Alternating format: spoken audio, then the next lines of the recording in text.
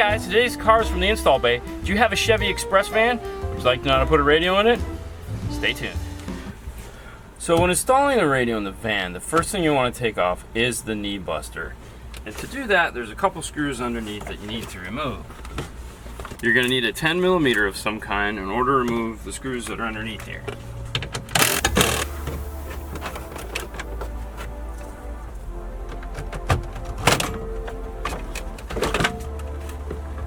Next, you want to remove this big foam piece here.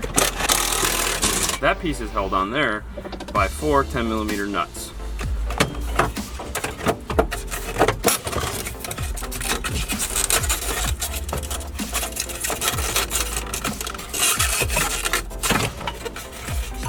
Next, you want to remove the 2 10mm nuts in the pocket here. Next, you want to loosen the 2 nuts that are 15mm holding the steering column up in place. Go ahead and remove one and just leave one in place. Eventually you're going to have to move it so you can drop the steering column down. You just don't want it to hang free until you're ready yet. Go ahead and remove the shroud that covers the steering column. You also need to remove the tilt steering wheel if it has one. It just pulls out, it's locked in place. A panel tool will allow it to come out. It just unsnaps.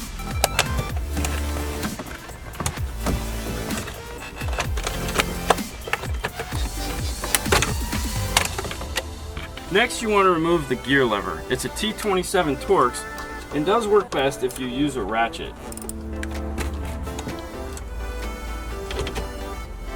Go ahead and put the screw in the lever so that you don't lose it. Now reach up behind the parking lights and go ahead and unplug the parking light. Next, move over to the passenger side and remove their knee buster. There's 2 10mm bolts just like on the driver's side. Then just simply pull it free. Now while you're on this side, go ahead and gently pull on the dash to loosen it up. Once you pull the dash loose on this side, go ahead and reach in and unplug the cigarette lighter.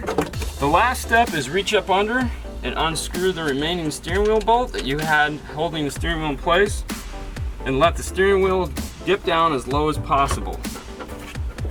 Keep the bolt close at hand because once you get the dash off, you can go ahead and put it back in to hold it in place.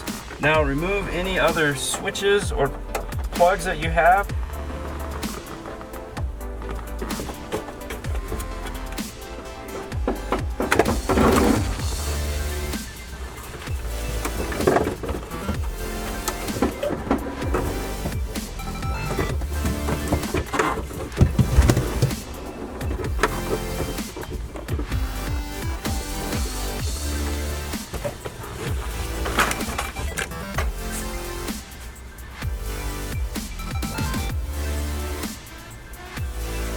Once you pull the dash loosen,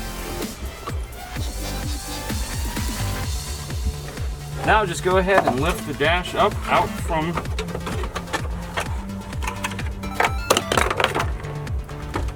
go ahead and put the screw back in just to hold the steering column up in place. Now we can go ahead and remove the radio. Make sure you eject any CDs you may have in there. Slide the radio out. These 3 screws are 7mm. Alright, we have the radio out. Let's go over to the bench. So for this install, you're going to need a couple pieces. We're going to use the BK GMK 422 because we're doing a double din. They also make the same kit as just a 420 kit for a single din. You're going to need a smart harness for this. This one doesn't have steering wheel controls, so we can get away with the pack audio LCGM24. And then you're going to need an antenna adapter. This is a BAA4 antenna adapter. It's a GM Mini to standard antenna. Now all dash kits come with some form of instructions that will either A, help you to remove the radio and or show you how to put the kit together. For this kit, it's a standard double din GM. We want to go ahead and remove these 4 outside loops. The easiest way to do that is just with a set of flush cutters. Next are the 2 side panels. You have a left and you have a right. The easiest thing to do is compare these to the factory radio and see what tabs the factory radio is using in order to break off the tabs you're not going to use. In this case, we're going to use the 2 front tabs here. The rest of the tabs just need to be broken off. To do that, a pair of duckbill pliers or something close to that works really well. Now if you're having a hard time and it won't break off this easily, you can also use a dremel or a small sanding disc. Next, you want to snap the kit together and go ahead and slide it onto the radio. Now you want to go ahead and screw the kit in. Most radios come with some form of bag of screws. You want to make sure you use those. There's actually two different types of screws to screw radios in. Some are coarse, some are fine. Best Kits does provide a bag of screws with all their kits, which makes it really nice, but it is a coarse and not a fine. So what a smart harness does is it takes the data bus wires from the car and gives you a turn-on output.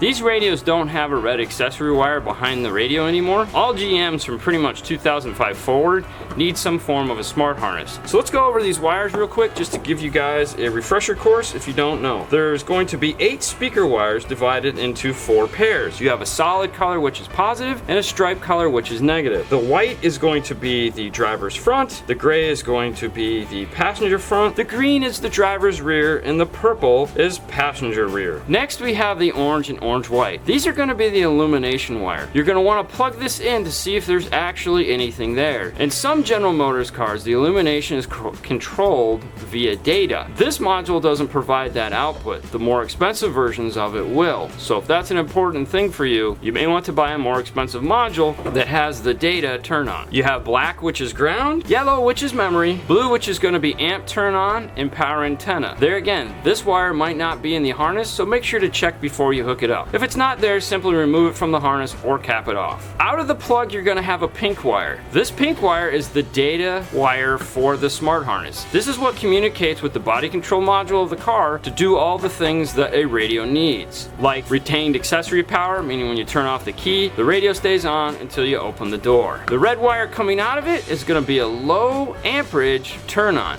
And by that, typically these have 1 to 2 amps of output, and that's it. That means that this is only going to be good to turn on the radio. The radios don't need a lot of amperage to turn on because they draw most of that from the yellow wire. If you're adding a backup camera or you want to tie anything else into this wire, make sure you add a relay. Otherwise, you'll blow up the module. So now that we know that, we can go ahead and connect it to our aftermarket harness, matching up all the wires. So go ahead and do that right now. There's a couple different methods you can use to connect the two. The two most reliable are either going to be A, soldering, or B, using some form of a crimp connector. Once you get your harness done, go ahead and bring it into the car and plug it in. Also, go ahead and plug in your antenna adapter.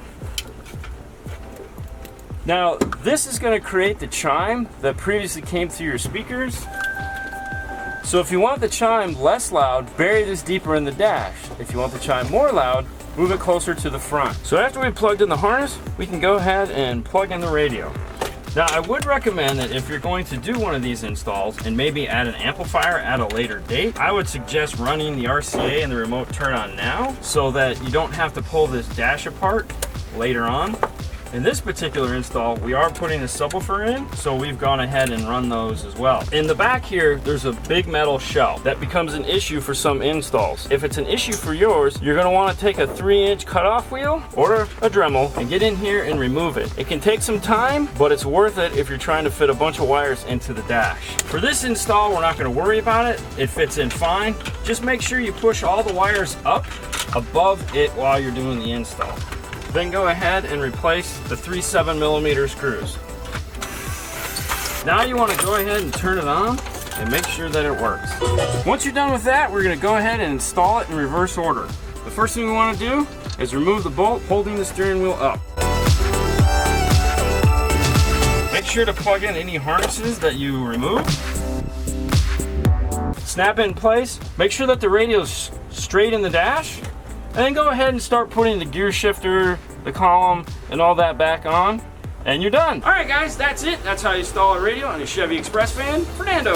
All right, so you can find us on Facebook, YouTube, Instagram, and now Twitter. So if you'd like to get notifications of when we go live on both YouTube and Facebook, follow us on Twitter at 5-Star Car Stereo. So please don't forget to subscribe to our YouTube channel. That's right. The YouTube channel will give you the ability to check out Install Diaries, which is a weekly program where we basically take you through the lives of us installing equipment and all types of cars like this van right here.